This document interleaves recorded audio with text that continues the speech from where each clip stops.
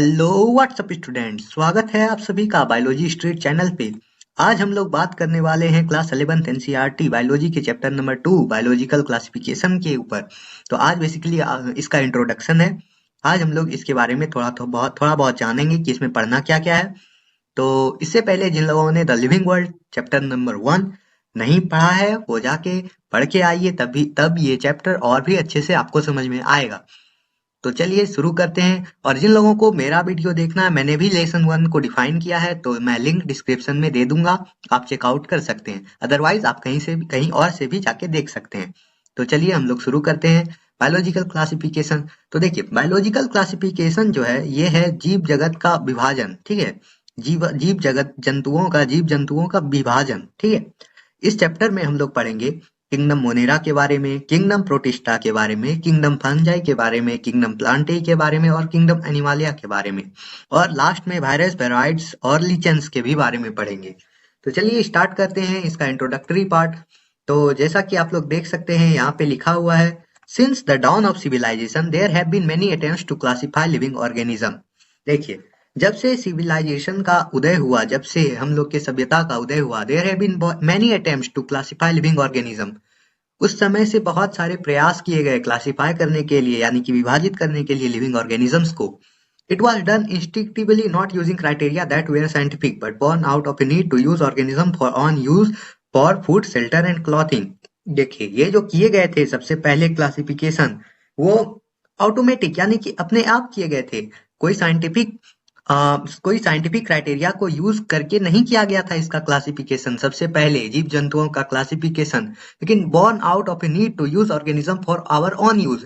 हम लोग के खुद के यूज के लिए हम लोगों ने ऑर्गेनिज्म के क्या यूज है उसके आधार पे उसको क्लासिफाई किया था। और किस किस चीज के यूज के लिए, भोजन के यूज के लिए, शेल्टर के यूज के लिए और क्लॉथिंग यानी कि कपड़े के यूज के लिए। फिर एरिस्टोटल साहब आए और उन्होंने पहली बार थोड़ा सा साइंटिफिक मेथड से इसको क्लासिफाई करने की कोशिश की। एरिस्टोटल वाज द अर्लीस्ट, सबसे पहले थे, to attempt a more scientific basis for classification, जो कि थोड़ा ज्यादा अच्छे से साइंटिफिक बेसिस लगा के क्लासिफिकेशन करना चाहे। कि यूज सिंपल मॉर्फोलॉजिकल कैरेक्टर, वो यूज किए सिंपल मॉर्फोलॉजिकल यानी कि शारीरिक संरचना के कैरेक्टर, यानी कि उसके शारीरिक संरचना के कैरेक्टर के ऊपर क्लासिफाई करने के लिए ट्री को सर्ब्स और हर्ब्स में, यानी कि उसके शारीरिक संरचना के आधार पर उन्होंने क्लासिफाई किया प्लांट्स को ट्री, सर्ब्स और हर्ब्स में। He also divided animals into 2 groups, और उन्होंने जानवरों को भी 2 ग्रुप में बांटा, those which has red blood and those that did not, जिसमें कि रेड ब्लड है और जिसमें जिसमें कि रेड ब्लड नहीं है। इन लिनियस लिनियस के समय, अब लिनियस साहब आए। इन लिनियस साहब के समय में ए 2 kingdom system of classification with प्लांटाई and Animalia kingdom was developed that included all plants and animal respectively. देखिए, लिनियस टाइम में 2 किंगडम सिस्टम जो होते हैं क्लासिफिकेशन का, वो प्लांटाई और एनिमालिया किंगडम क्या, जो कि डेवलप किए गए 2 किंगडम सिस्टम ऑफ क्लासिफिकेशन जो कि लिनियस साहब किए थे, वो विकसित किए गए लिनियस साहब के समय। दैट इंक्लूडेड, जो कि इंक्लूड किए, जो कि अपने अंदर लिए सारे प्लांट्स को और एनिमल्स को, जो कि अपने अंदर डिफाइन किए सारे प्लांट्स को और एनिमल्स को। This system was used till very recently. ये सिस्टम बहुत ही पहले से लेके अभी तक, बहुत ही कुछ समय पहले तक ये यूज किया गया है। This system did not distinguish between the eukaryotes and prokaryotes. ये सिस्टम जो है वो डिस्टिंग्विश यानी कि विभाजित नहीं कर सकते अंतर को ईकैरियोट्स और प्रोकैरियोट्स के बीच, यूनिसेलुलर और मल्टीसेलुलर ऑर्गेनिजम्स के बीच, and photosynthetic green algae and non photosynthetic fungi organisms के बीच। ठीक है, ये इन सब चीजों को अलग अलग विभाजित नहीं कर सकते थे। Classification of organisms into plants and animals was easily done and was easy to understand. In spite, a large number of organisms did not fall into either category. देखिए, क्लासिफिकेशन जो है ऑर्गेनिजम्स का प्लांट्स और animals में, वो आसानी से किए जा सकते थे और इजी थे समझने के लिए। इसके अलावा भी a large number of organism did not fall into either category. इसके अलावा भी इंस्पाइट ए लार्ज नंबर, एक बड़े संख्या में जो ऑर्गेनिजम्स हैं वो नहीं पाए गए उनके अपने कैटेगरी में। Hence the 2 kingdoms classification used for a long time was found इनएडिक्वेट, इसलिए जो दो किंगडम्स क्लासिफिकेशन जो थे वो उपयोग में किए जा रहे थे बहुत लंबे समय से, वो अपर्याप्त पाए गए, यानी कि उनमें कमी महसूस होने लगी। A need was also felt for including besides gross morphology other characteristic like cell structure। देखिए, एक एक उसके बाद जरूरत महसूस होने लगा। A need was also failed for including, जो कि इंक्लूड करे बिसाइड ग्रॉस मॉर्फोलॉजी यानी कि शारीरिक संरचना को छुड़ाकर दूसरे कैरेक्टरिस्टिक्स का भी, जैसे कि सेल स्ट्रक्चर के बारे में, नेचर ऑफ वॉल इसके बारे में भी विभाजन हो, मोड ऑफ न्यूट्रिशन यानी कि उनके न्यूट्रिशन का क्या तरीका है, हैबिटाट उनके रहन सहन का क्या तरीका है, इन सभी के ऊपर विभाजित हो, मेथड ऑफ रिप्रोडक्शन उनके प्रजनन करने की क्या तरीका है, इवोल्यूशनरी रिलेशनशिप, और लास्ट में उनके जो इवोल्यूशनरी यानी कि उनके जो वंशावली जो रिलेशनशिप है यानी कि वंशावली जो संबंध है वो कैसे इवॉल्व हुए, उन सभी के बेसिस पे इसको उन सभी के बेसिस पे इनको क्लासिफाई किया जाना चाहिए ऑर्गेनिजम्स को। Classification system for the living organisms have hence undergone several changes over time. इसके बाद क्लासिफिकेशन सिस्टम जो है यानी कि विभाजन की जो प्रक्रिया है लिविंग ऑर्गेनिजम्स के लिए, वो बहुत ही ज्यादा चेंजेस हुए समय के साथ उसमें। तो plant and animal kingdom have been a constant under all different system, लेकिन प्लांट और एनिमल किंगडम जो है वो कांस्टेंट रहे, वो सामान्य रहे, सभी अलग अलग सिस्टम्स के विभाजन होने पर भी the understanding of what groups या organism be included under this kingdoms have been changing, लेकिन अंडरस्टैंडिंग यानी कि समझने के बाद कि कौन सा ग्रुप या ऑर्गेनिज्म जो कि इंक्लूडेड किए गए हैं प्लांट और एनिमल किंगडम में वो बदलते रहे। The number and nature of other kingdoms have also been understood differently by different scientist over time. देखिए, उसके बाद संख्या और जो नेचर है यानी कि उनके गुण हैं दूसरे और किंगडम्स के, वो भी बहुत सारे साइंटिस्ट अलग अलग समय पर समझते गए। अब हम लोग पढ़ेंगे टेबल, यहाँ पे एनसीईआरटी का टेबल 2.1 दिया हुआ है। ये आर.एच. विटेकर साहब का टेबल है, कैरेक्टरिस्टिक ऑफ 5 किंगडम क्लासिफिकेशन, जिन्होंने किया था। अभी इसको पढ़ने से पहले हम लोग थोड़ा सा इसका इंट्रोडक्टरी पार्ट पढ़ लेते हैं। पहले आर.एच. विटेकर साहब कौन थे और उन्होंने कैसे किए 5 किंगडम क्लासिफिकेशन को। देखिए, आर.एच. विटेकर साहब ने 1969 आर.एच. विटेकर साहब जो थे 1969 में प्रपोज किए 5 किंगडम क्लासिफिकेशन को। वो लाए 5 किंगडम क्लासिफिकेशन को। The kingdom defined by him were named Monera, Protista, Fungi, Plantae and Animalia. देखिए, जो किंगडम जो कि उनके द्वारा डिफाइन किया गया यानी कि उनके द्वारा बताया गया, उनका नाम था Monera, protista, fungi, Plantae and Animalia. The main criteria for classification used by him include cell structure, thallus organization, mode of nutrition, reproduction and phylogenetic relationship। देखिए, मेन क्राइटेरिया जो थे उनका जो मुख्य क्राइटेरिया था क्लासिफिकेशन का यानी कि विभाजन का, जो कि वो उपयोग किए, इंक्लूड वो सेल स्ट्रक्चर को इंक्लूड किए, इन सभी को इंक्लूड करते हुए वो क्लासिफाई किए। और वो क्या क्या चीज को इंक्लूड किए थे? सेल स्ट्रक्चर को, थैलस ऑर्गेनाइजेशन, थैलस यानी कि एक होता है, एक ग्रीन सूट होते हैं, उनके ऑर्गेनाइजेशन को, मोड ऑफ न्यूट्रिशन यानी कि उनके न्यूट्रिशन का मोड को, रिप्रोडक्शन उनके प्रजनन के तरीके को, और फाइलोजेनेटिक रिलेशनशिप यानी कि उनके वंशावली, फाइलोजेनेटिक रिलेशनशिप यानी कि उनसे वंशावली संबंधों के आधारित पर उन्होंने क्लासिफाई किया। Table 2.1 gives A comparative account of different characteristics of the 5 kingdoms. Table 1.2.1 जो है कि वो दिए हैं एक कंपैरेटिव अकाउंट यानी कि तुलनात्मक खाता अलग अलग कैरेक्टरिस्टिक्स का, जो कि 5 किंगडम्स में है, 5 किंगडम्स के हैं। तो अभी हम लोग 2.1 देखते हैं, जैसे कि आप लोग यहाँ पे देख सकते हैं। देखिए table 2.1 characteristic of the 5 kingdoms, पांचों किंगडम्स के जो अलग अलग कैरेक्टरिस्टिक्स हैं। देखिए कैरेक्टरिस्टिक, सेल टाइप जो है मोनेरा के प्रोकैरियोटिक है, प्रोटिस्टा के यूकैरियोटिक, और फंगी और प्लांटाई दोनों में ही यूकैरियोटिक है, और एनिमालिया एक लास्ट है। एक सेकंड में इसको जूम आउट करता हूँ। हाँ, तो अभी आप लोग देख सकते हैं जैसा कि देखिए कैरेक्टरिस्टिक्स जो है, और ये 5 किंगडम के नाम है Monera, protista, fungi, प्लांटाई and Animalia. तो आप लोग देख सकते हैं इनके कैरेक्टरिस्टिक, सेल टाइप मोनेरा के प्रोकैरियोटिक होते हैं, प्रोटिस्टा के यूकैरियोटिक होते हैं, फंजाई के यूकैरियोटिक होते हैं, प्रोटिस्टा और फंजाई दोनों यूकैरियोटिक होते हैं, प्लांटाई भी यूकैरियोटिक होते हैं, और एनिमालिया भी यूकैरियोटिक ही होते हैं।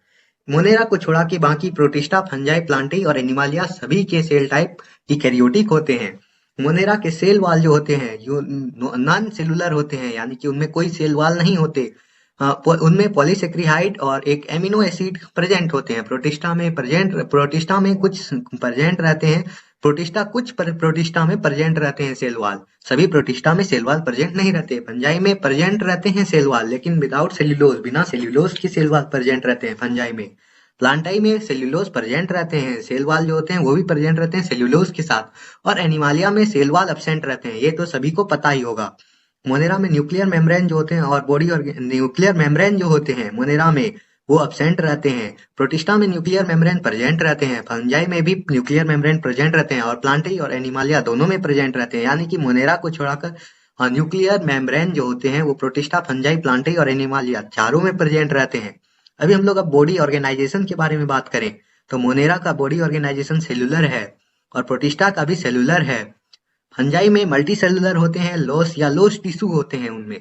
प्लांटाई में टिश्यू या ऑर्गेन सिस्टम होते हैं, बॉडी ऑर्गेनाइजेशन उनका। एनिमालिया में टिश्यू ऑर्गेन या ऑर्गेन सिस्टम होते हैं, टिश्यू ऑर्गेन या ऑर्गेन सिस्टम होते हैं। अभी हम लोग बात कर सकते हैं, देखिए मोनेरा और प्रोटिस्टा का दोनों का ही सेलुलर बॉडी ऑर्गेनाइजेशन है। फंजाई में मल्टी सेलुलर या लॉस टिश्यू होते हैं, प्लांटाई में टिश्यू या ऑर्गेन होते हैं, फिर एनिमालिया में टिश्यू ऑर्गेन या ऑर्गेन सिस्टम होते हैं।